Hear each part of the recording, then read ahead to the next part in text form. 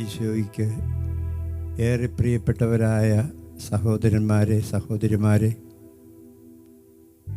കർത്താവിൻ്റെ തിരുമുമ്പാകെ ആരാധിക്കുക.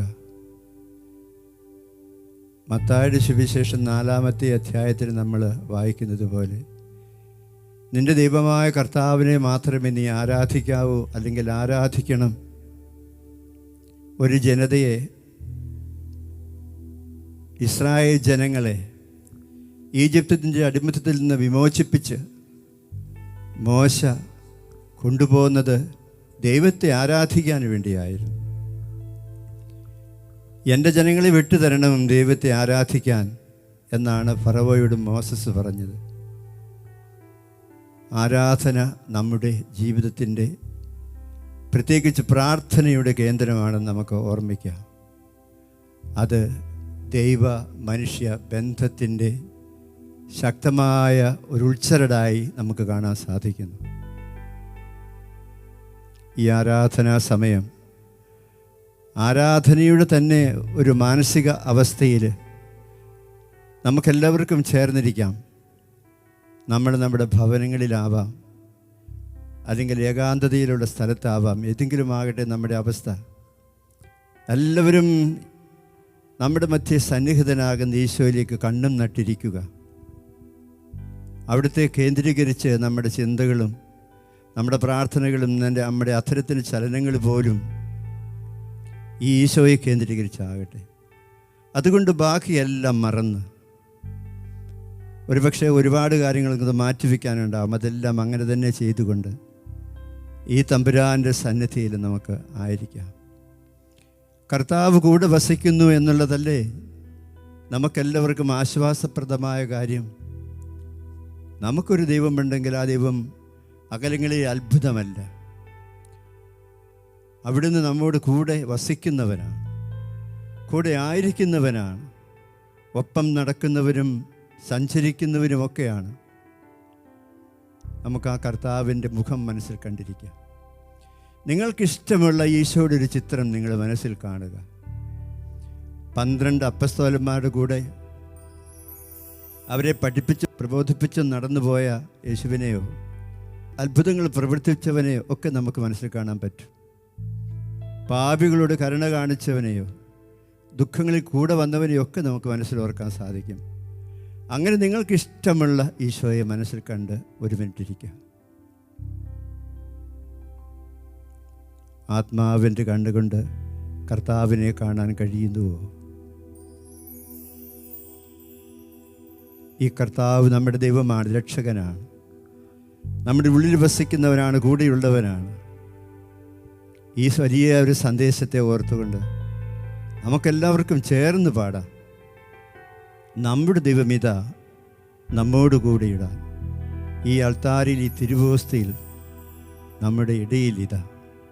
കർത്താവിൻ്റെ സാന്നിധ്യം ശക്തമായി ഓർത്തുകൊണ്ട് മനസ്സിൻ്റെ എല്ലാ തലങ്ങളും നിറയാൻ ആഗ്രഹിച്ച് പ്രാർത്ഥിച്ചുകൊണ്ട് ഈശോയെ നമുക്ക് ഇങ്ങോട്ട് സ്വാഗതം ചെയ്യാം, നമ്മുടെ മധ്യത്തിലേക്ക്. നമ്മുടെ ദൈവമിതാ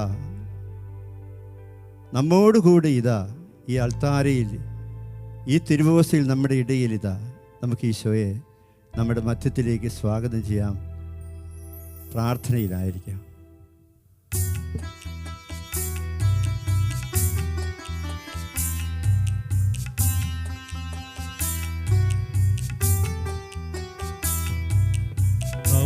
നമ്മുടെ ദൈവമിതാ നമ്മോടു കൂടെ ഇതാ, ഈയൽ താരയിൽ, ഈ തിരുവോസ്തിയിൽ നമ്മുടെ ഇടയിലിതാ. നമ്മുടെ ദൈവമിതാ നമ്മോടു കൂടെ ഇതാ,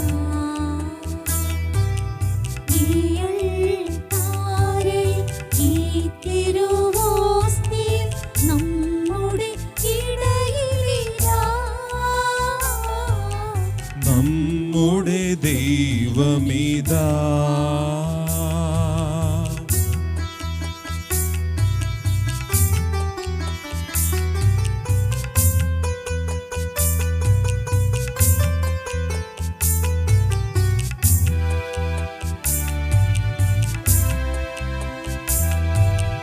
ഒരു ദൈവം തൻ്റെ ജനത്തിൻ്റെ കൂടെ പാർക്കാനിറങ്ങി വന്നു.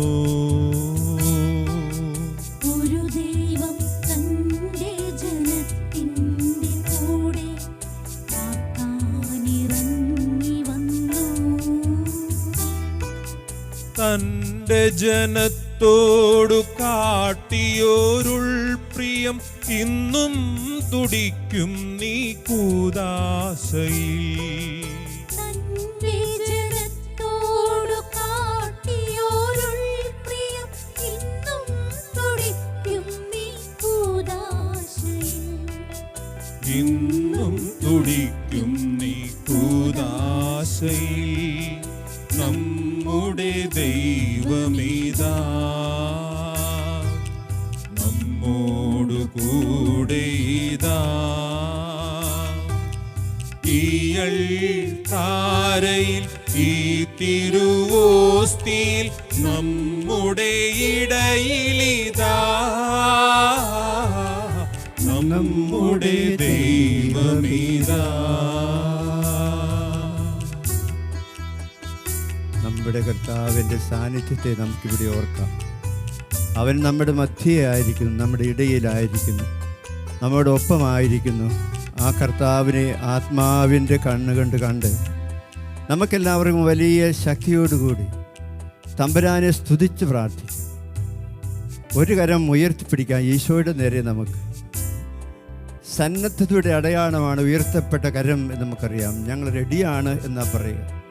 നിന്നെ സ്തുതിക്കാനും ആരാധിക്കാനും ഞങ്ങൾ തയ്യാറാണ് എന്നതിൻ്റെ അടയാളമായി ഒരു കരം നമുക്ക് ഉയർത്തിപ്പിടിച്ചുകൊണ്ട് കുർബാനയിൽ, വിശുദ്ധ കുർബാനയിൽ, പരിശുദ്ധ പരമദിവ്യകാരുണ്യത്തിൽ ജീവൻ്റെ അപ്പമായി നമ്മളോടൊപ്പമായിരിക്കുന്ന കർത്താവിനെ സ്തുതിച്ച് ആരാധിച്ച് മഹത്വപ്പെടുത്താനായിട്ട് നമുക്ക് എല്ലാവർക്കും നമ്മുടെ സ്വരങ്ങൾ ഉയർത്തണം.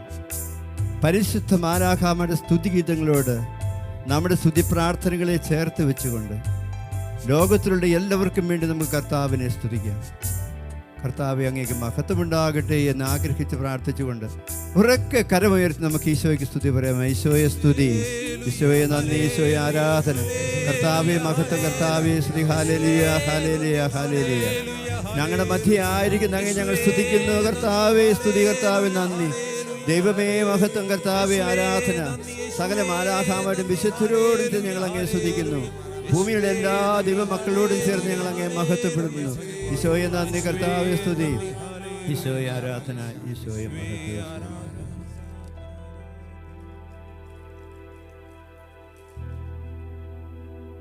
വിശുദ്ധ യോഹന്നാന്റെ സുവിശേഷം 14-ാമത്തെ അധ്യായം 20 മുതലുള്ള വാക്യങ്ങൾ നമ്മൾ വായിക്കുമ്പോൾ ഈശോ പറയുന്നൊരു കാര്യമുണ്ട്.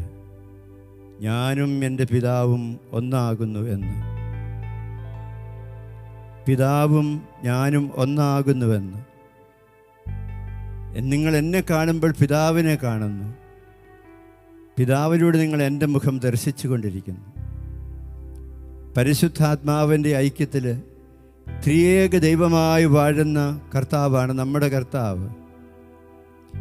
എവിടെ സ്രഷ്ടാവായ ദൈവമുണ്ടോ അവിടെ രക്ഷകനായ ദൈവമുണ്ട്. അവിടെ പരിശുദ്ധാത്മാവായ ദൈവമുണ്ട്. നമുക്കതുകൊണ്ട് ഈ ത്രിയേക ദൈവത്തെ മനസ്സിൽ ധ്യാനിക്കാം. എന്നെ സൃഷ്ടിച്ചവൻ, എൻ്റെ പാപകടങ്ങളിൽ നിന്നെ വിമോചിപ്പിച്ചവൻ, എൻ്റെ ഉള്ളിൽ വസിച്ചുകൊണ്ട് എന്നെ നയിക്കുന്നവൻ. ദൈവം എൻ്റെ പിതാവാണ്. ദൈവം എൻ്റെ രക്ഷകനാണ്. ദൈവം എന്നിൽ വസിക്കുന്ന ആത്മാവിൻ്റെ ആത്മാവാണ്. അതല്ലേ ത്രിത്വം എന്ന് നമ്മൾ പറയുക. ത്രിത്വക ദൈവത്തിൻ്റെ അനുഭവത്തിൽ ഇരുന്നു കൊണ്ട് ഉള്ളിലെ ദൈവത്തെ മനസ്സിൽ ഒന്നുകൂടെ സ്പഷ്ടമായി കണ്ടുകൊണ്ട് വീണ്ടും നമുക്ക് ഈ ത്രിയേക ദൈവത്തിന് സ്തുതികൾ അർപ്പിച്ച് കർത്താവിനെ സ്തുതിക്കാം, മഹത്വപ്പെടുത്താം. ഹല്ലേലൂയ, ഹല്ലേലൂയ, ഹല്ലേലൂയ, ഹല്ലേലൂയ, ഹല്ലേലൂയ. യേശുവേ നന്ദി. കർത്താവേ സ്തുതി. പിതാവേ സ്തുതി. പിതാവേ സ്തുതി. പിതാവേ സ്തുതി. രക്ഷകനായ ഈശോയെ സ്തുതി. രക്ഷകനായ ഈശോയെ സ്തുതി. രക്ഷകനായ ഈശോയെ സ്തുതി. പരിശുദ്ധാത്മാവേ സ്തുതി. പരിശുദ്ധാത്മാവേ ദൈവമേ സ്തുതി. പരിശുദ്ധാത്മാവേ സ്തുതി. പരിശുദ്ധാത്മാവേ സ്തുതി. ഞങ്ങളുടെ ആരാധന ഞങ്ങൾ സ്വർഗത്തിലുള്ള സകല മാലാഖമാരുടെ വിശുദ്ധരോട് ചേർക്കുന്നു. അങ്ങയെ സ്തുതിക്കാത്തവർക്ക് വേണ്ടി ഞങ്ങൾ അങ്ങയെ സ്തുതിക്കുന്നു. അങ്ങയെ ആരാധിക്കാത്തവർക്ക് വേണ്ടി ഞങ്ങൾ അങ്ങയെ ആരാധിക്കുന്നു. ദൈവമേ സ്തുതി. ഈശോയെ ആരാധന. ഈശോയെ ഈശോയെ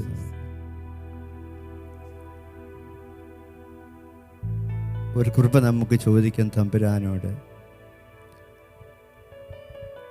അത് മറ്റൊന്നുമല്ല, നമ്മുടെ ദൈവത്തിൻ്റെ കൃപ നമ്മളിലും നമ്മുടെ കുടുംബങ്ങളിലും നമ്മളോടൊപ്പമുള്ള എല്ലാവരിലും ഉണ്ടാകണം.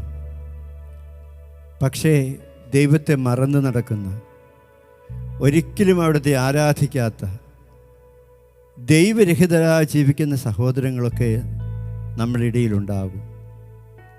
ഈ ആരാധനാ സമയം നമുക്ക് അങ്ങനെയുള്ളവർക്ക് വേണ്ടി ഒരു നിയോഗമായി സമർപ്പിക്കാം. ആരെങ്കിലും ഉണ്ടോ നിങ്ങൾക്ക് അങ്ങനെ ഓർമ്മിക്കാൻ?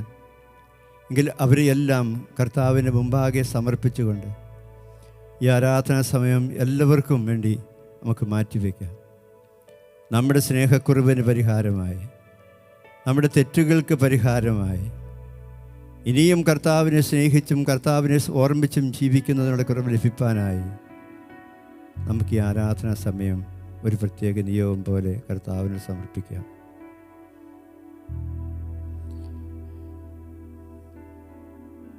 നിയമാവർത്തന പുസ്തകം 7-ാം അധ്യായം 8 മുതൽ 12 വരെയുള്ള വാക്യങ്ങൾ. ഒരു വിശുദ്ധ ജനമായി തീരാൻ നിങ്ങളെ ഞാൻ തിരഞ്ഞെടുത്തു എന്നാണ് പറയുക. ഒരു വിശുദ്ധ ജനമായി തീരാൻ അവിടുന്ന് നമ്മളെ തിരഞ്ഞെടുത്തു. അങ്ങനെ തിരഞ്ഞെടുക്കപ്പെട്ടവരുടെ കൂട്ടായ്മകളാണ് സഭയിൽ നമ്മൾ കാണുക. ദൈവം 2 വ്യക്തികളെ തിരഞ്ഞെടുത്ത് അവരെ അഭിഷേകം ചെയ്ത് അവരെ കുടുംബമായി മാറ്റി. അങ്ങനെ അവർ കുടുംബം രൂപം കൊള്ളുക.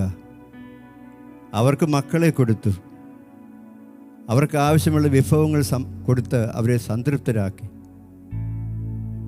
അങ്ങനെയുള്ള നമ്മുടെ കുടുംബങ്ങളെയൊക്കെ നമുക്ക് ഓർമ്മിക്കാം. നമ്മുടെ കുടുംബങ്ങളെ കർത്താവിന് ഈ സമയം പ്രത്യേകമായിട്ട് സമർപ്പിച്ച് നമുക്ക് പ്രാർത്ഥിക്കാം. നിങ്ങൾ ഈ സമയം നിങ്ങളുടെ ഭവനങ്ങളിലാണോ? എങ്കിലും നിങ്ങളുടെ ഭവനം ഒരു ദൈവാലയമാണ്. ദൈവം എവിടെ വസിക്കുന്നുവോ അതല്ലേ ദൈവാലയമെന്ന് പറയുക.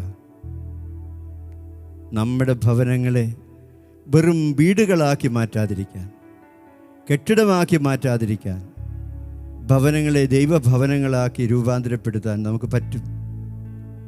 കർത്താവിൻ്റെ സജീവമായ സാന്നിധ്യത്തിൻ്റെ ശക്തിയാണ് നമ്മുടെയൊക്കെ ഭവനങ്ങളെ വിശുദ്ധീകരിക്കുക. അങ്ങനെയെങ്കിൽ നമുക്ക് ദൈവത്തിന് സമർപ്പിക്കപ്പെട്ട ഒരു കുടുംബം, ഒരു വീടുണ്ടാകണമെന്ന് നിങ്ങൾ ആഗ്രഹിക്കുന്നുവോ? പ്രിയ മകനെ, മകളെ, ദൈവം നിങ്ങളെ ഒരു കുടുംബമായി രൂപാന്തരപ്പെടുത്തിയപ്പോൾ അവിടെ ദൈവത്തിൻ്റെ സാന്നിധ്യം കൂടി ദൈവം ഉറപ്പിച്ചതാണ്. ഇന്ന് നിങ്ങളുടെ കുടുംബത്തിൽ ആ ദൈവത്തിന് എന്തുമാത്രം സ്ഥാനമുണ്ട് എന്ന് ഒന്ന് ഓർപ്പിച്ച് നോക്കുക. ഇല്ലെങ്കിൽ നമുക്ക് കർത്താവിനെ വിളിക്കാം. അവനൊരു കുടുംബത്തിൽ വന്ന് പിറന്നവനാ. കുടുംബം എന്താണെന്ന് കർത്താവിന് നന്നായിട്ടറിയാം. ഈ തിരുവോസ്തിയിൽ അവൻ ഇറങ്ങി നടക്കട്ടെ നമ്മുടെയൊക്കെ ഭവനങ്ങളിലേക്ക്. വിളിക്കാം കർത്താവിനെ. കർത്താവ് വന്ന് നമ്മുടെ കുടുംബങ്ങളെയൊക്കെ വിശുദ്ധീകരിച്ച് നമ്മുടെ ഭവനങ്ങൾക്ക് രക്ഷ കതരാൻ. സക്കേവുസിൻ്റെ ഭവനത്തെക്കുറിച്ച് പറയപ്പെട്ടതുപോലെ ഇന്ന് ഈ ഭവനം രക്ഷ പ്രാപിച്ചിരിക്കുന്നു എന്ന് പറയാൻ, അതിനായി നമ്മുടെ കുടുംബങ്ങളെ കർത്താവിന് നമുക്ക് സമർപ്പിക്കുക. നിങ്ങളായിരിക്കുന്ന നിങ്ങളുടെ ഭവനങ്ങളെ നിങ്ങൾ ഓർക്കുക. അതിന് 4 ദിക്കിലേക്കും നമുക്ക് നോക്കാം. കിഴക്കും പടിഞ്ഞാറും നമുക്കുണ്ട്. സൂര്യൻ ഉദിക്കുന്ന അസ്തമിക്കുന്ന 2 ദിക്കുകൾ. തെക്കും പടിഞ്ഞാറും നമുക്കുണ്ട്. നമ്മുടെ വീടിങ്ങനെ കിഴക്കും തെക്കും പടിഞ്ഞാറും വടക്കുമൊക്കെയുള്ള ദിശകളിലേക്ക് തിരിഞ്ഞിരിക്കുന്നതായിരിക്കാം. ഈ ദിക്കുകളിലേക്കെല്ലാം നമുക്ക് കർത്താവിനെ വിളിച്ചു കൊണ്ടുവരാം. അവൻ കടന്നു വരുമ്പോൾ നമ്മുടെ കുടുംബങ്ങൾ രക്ഷ പ്രാപിച്ച കുടുംബങ്ങളായി മാറും.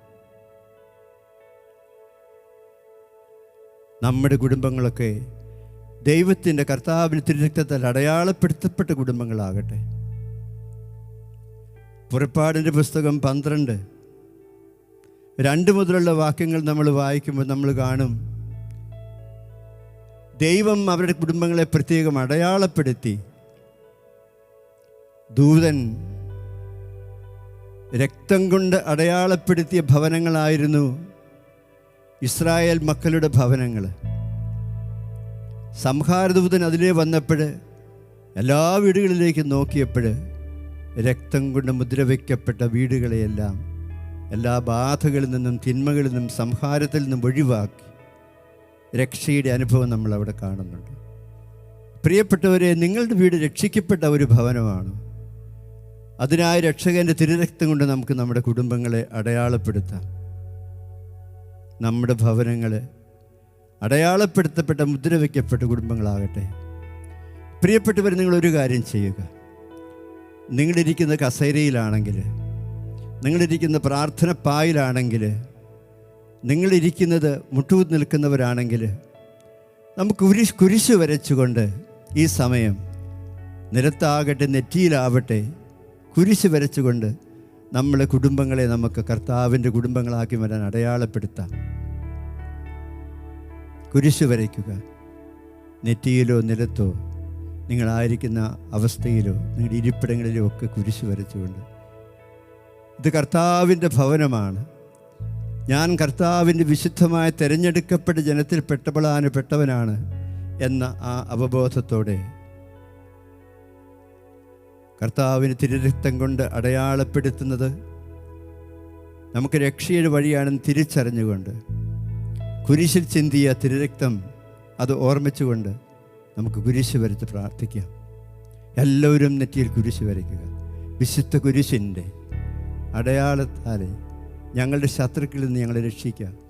ഞങ്ങളുടെ തമ്പുരാനെ, പിതാവിൻ്റെയും പുത്രൻ്റെയും പരിശുദ്ധാത്മാവിൻ്റെയും നാമത്തിൽ ആമേൻ. നമുക്ക് രക്ഷയുടെ വഴി തുറന്നു തരുന്ന, നമ്മുടെ കുടുംബങ്ങളെ ദൈവിക കുടുംബങ്ങളാക്കി മാറ്റുന്ന കർത്താവിന് നമുക്കൊരിക്കൽ കൂടി കുടുംബത്തെ സമർപ്പിച്ച്, കുടുംബത്തിലുള്ള എല്ലാവരെയും സമർപ്പിച്ച്, പ്രത്യേകിച്ച് അന്യനാടുകളിലോ വിദേശങ്ങളിലോ അല്ലെങ്കിൽ മറ്റ് ജോലി സ്ഥലങ്ങളിലോ ഒക്കെ ആയിരിക്കുന്ന എല്ലാവരെയും ഓർത്തുകൊണ്ട് ഈ സമയം അവർക്കെല്ലാവർക്കും വേണ്ടി നമുക്ക് വീണ്ടും കരങ്ങൾ ഉയർത്തി ഈശോയെ സ്തുതിച്ച് മഹത്വപ്പെടുത്താം. ഹല്ലേലൂയ, ഹല്ലേലൂയ, ഹല്ലേലൂയ, ഹല്ലേലൂയ. ഈശോയെ നന്ദി, ഈശോയെ സ്തോത്രം, ഈശോയെ മഹത്വം, കർത്താവേ സ്തുതി. ഞങ്ങൾ അങ്ങയെ സ്തുതിക്കുന്നു. എല്ലാവർക്കും വേണ്ടി ഞങ്ങൾ അങ്ങയെ സ്തുതിക്കുന്നു. അങ്ങയെ സ്തുതിക്കാത്തവർക്ക് വേണ്ടി ഞങ്ങൾ അങ്ങയെ സ്തുതിക്കുന്നു. അങ്ങയെ മറന്ന് നടക്കുന്നവർക്ക് വേണ്ടി ഞങ്ങൾ അങ്ങയെ മഹത്വപ്പെടുന്നു. ഈശോയെ നന്ദി, ഈശോയെ നന്ദി. അങ്ങയെ ഉപേക്ഷിച്ച് നടക്കുന്നവർക്ക് വേണ്ടി ഞങ്ങൾ അങ്ങയെ സ്തുതിക്കുന്നു. അങ്ങയുടെ ജനമല്ലാതെ ജീവിക്കുന്ന എല്ലാവർക്കും വേണ്ടി ഞങ്ങൾ അങ്ങയെ ആരാധിക്കുന്നു. ഈശോയെ സ്തുതി, ഈശോയെ ആരാധന, കർത്താവേ മഹത്വം, കർത്താവേ സ്തുതി, ദൈവമേ നന്ദി, ഈശോയെ സ്തുതി. ആമേൻ. ദൈവത്തിൻ്റെ ഭവനമാണ് നമ്മുടെ കുടുംബങ്ങൾ. അങ്ങനെ തന്നെ നമ്മൾ ജീവിക്കണമെന്നാണ് അവിടുന്ന് ആഗ്രഹിക്കുക. ആരാ നമുക്ക് വേണ്ടി പ്രാർത്ഥിക്കാനുള്ളത്? പരിശുദ്ധ അമ്മയുണ്ട്, വിശുദ്ധരുണ്ട്.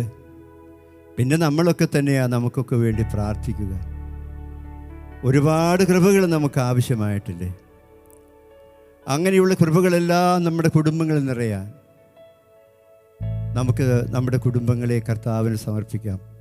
പ്രത്യേകിച്ച് എല്ലാ കുടുംബനാഥന്മാരെയും നമുക്ക് ഓർമ്മിക്കാം. എല്ലാ കുടുംബനാഥകളെയും നമുക്ക് തമ്പുരാൻ്റെ മുമ്പിൽ പേര് പറഞ്ഞ് സമർപ്പിക്കാം.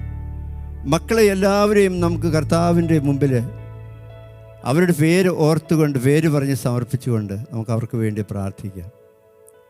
അന്യനാടുകളിലായിരിക്കുന്നവരെ, അധ്വാനിക്കുന്നവരെ, പഠനം കഴിഞ്ഞ് നിൽക്കുന്ന മക്കളെ, ചെറുപ്പക്കാരെ, സ്കൂളിൽ പഠിക്കുന്ന കുഞ്ഞുമക്കളെ എല്ലാവരെയും നമുക്ക് ഓർത്തുകൊണ്ട് അവരെല്ലാവരും നമ്മുടെ കുടുംബത്തിൽ ദൈവത്തെ സ്തുതിക്കുന്നവരാകണം. ഇതൊരു ദൈവരാജ്യത്തിൻ്റെ ചെറിയ ഘടകമാണ് കുടുംബം എന്ന് പറയുന്നത്. അവിടെ നമുക്ക് ദൈവത്തിൻ്റെ മഹത്വം പാടേണ്ടതുണ്ട്. ദൈവത്തിൻ്റെ ഹിതം അന്വേഷിച്ച് ചെയ്യാനുണ്ട്. വിശുദ്ധരോടും പരിശുദ്ധ അമ്മയോടും ചേർന്ന് ദൈവത്തെ മഹത്വപ്പെടുത്താനുണ്ട്. അധ്വാനിക്കാനുണ്ട്, ജോലി ചെയ്യാനുണ്ട്, അതുപോലെ തന്നെ ഒരുമിച്ചിരുന്ന് പ്രാർത്ഥിക്കാനുണ്ട്. തിന്മകളൊക്കെ കടന്നു വരാം നമ്മുടെ കുടുംബങ്ങളിലേക്ക്. അങ്ങനെ കടന്നു വരുന്ന തിന്മകളിൽ നമ്മൾ രക്ഷിക്കപ്പെടണം, വിമോചിപ്പിക്കപ്പെടണം, തിന്മകളെല്ലാം വിട്ടുപോകണം. ഈശോ പഠിപ്പിച്ചൊരു പ്രാർത്ഥനയില്ലേ, സ്വർഗസ്ഥനായ പിതാവേ. അത് നമുക്ക് മനസ്സിൽ ഓർമ്മിച്ചുകൊണ്ട് ഈരടികളിലൂടെ നമുക്ക് ആ പ്രാർത്ഥന ഒന്നുകൂടി അനുസ്മരിക്കാം. ദൈവത്തിൻ്റെ പരിശുദ്ധിയും മഹത്വവും എല്ലാം നമ്മുടെ കുടുംബങ്ങളിൽ നിറയാൻ, നമ്മുടെ കുടുംബങ്ങളൊക്കെ ഭാഗ്യപ്പെട്ട അനുഗ്രഹിക്കപ്പെട്ട കുടുംബങ്ങളാക്കി മാറ്റാൻ രണ്ട് കരങ്ങളും യാതനാരൂപത്തിൽ പിടിച്ച് നമുക്ക് സ്വർഗസ്ഥനായ പിതാവേ എന്ന ഗാനം ഏറ്റുപാടി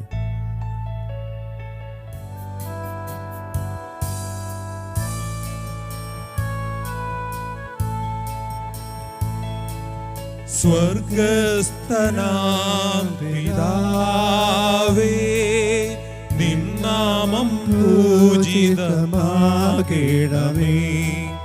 നിന്റെ സാമ്രാജ്യം വരേണമേ. ഭൂമി നിൻ തിരുമനസരുളീണമേ. സ്വർഗസ്ഥനാം പിതാവേ, നിൻ നാമം പൂജിതമാകണമേ. നിന്റെ സാമ്രാജ്യമേ വരേണമേ. ഭൂമി നിൻ തിരുമനസരുളീണമേ.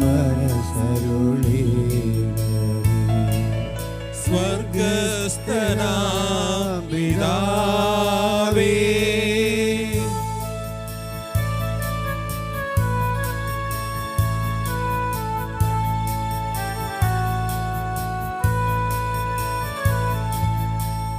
അന്നു വേണ്ടുന്ന അപ്പം തന്നു നീ ഞങ്ങളെ എന്നെന്നും കാത്തിടണേ.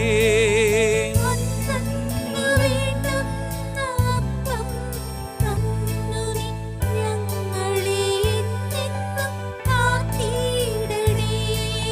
ദുഷ്ടാരൂപിയിൽ നിന്നും ഞങ്ങളെ രക്ഷിച്ചു കൊള്ളേണമേ. നീ രക്ഷിച്ചു കൊള്ളേണമേ. സ്വർഗസ്ഥനാം പിതാവേ, നിൻ നാമം പൂജിതമാകണമേ.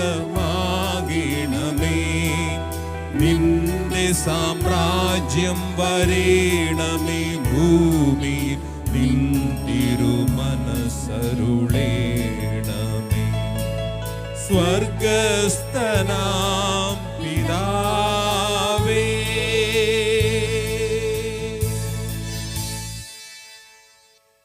ദൈവത്തിൻ്റെയും മനുഷ്യൻ്റെയും ഇടയിലുള്ളത് നിശബ്ദതയാണ്.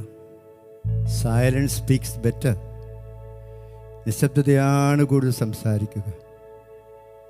ഇനി നമുക്ക് നമ്മുടെ ഉള്ളിലേക്ക് തിരിഞ്ഞു നിന്നുകൊണ്ട് നമ്മുടെ ഉള്ളും നമ്മുടെ എല്ലാ കാര്യങ്ങളും, നമ്മുടെ വ്യക്തിപരമായ എല്ലാ പ്രാർത്ഥനകളും ഈശോയ്ക്ക് സമർപ്പിക്കാം. നമുക്ക് ആവശ്യമുള്ളത്, നമ്മുടെ കുടുംബത്തിന് ആവശ്യമുള്ളത്, മറ്റുള്ളവർക്ക് ആവശ്യമുള്ളതെല്ലാം തന്ന് നമ്മളെ അനുഗ്രഹിക്കുന്ന കർത്താവിൻ്റെ ആശീർവാദം നമുക്ക് സ്വീകരിക്കാം. നിശബ്ദതയിൽ പ്രാർത്ഥിക്കുക.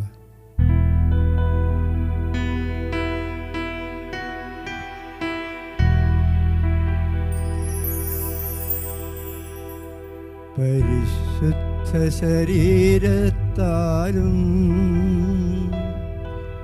വിലയേറിയ രക്തത്താലും പാപത്തിൻ കറകളിൽ നിന്നും മർത്യനു നീ മോചനമേകി. സകലേശ ദിവ്യകടാക്ഷം തൂഗണമേ വത്സലസുതരിൽ. നിർമ്മലരായി ജീവിച്ചിടുവാൻ ചിന്തണമേ ദിവ്യവരങ്ങൾ.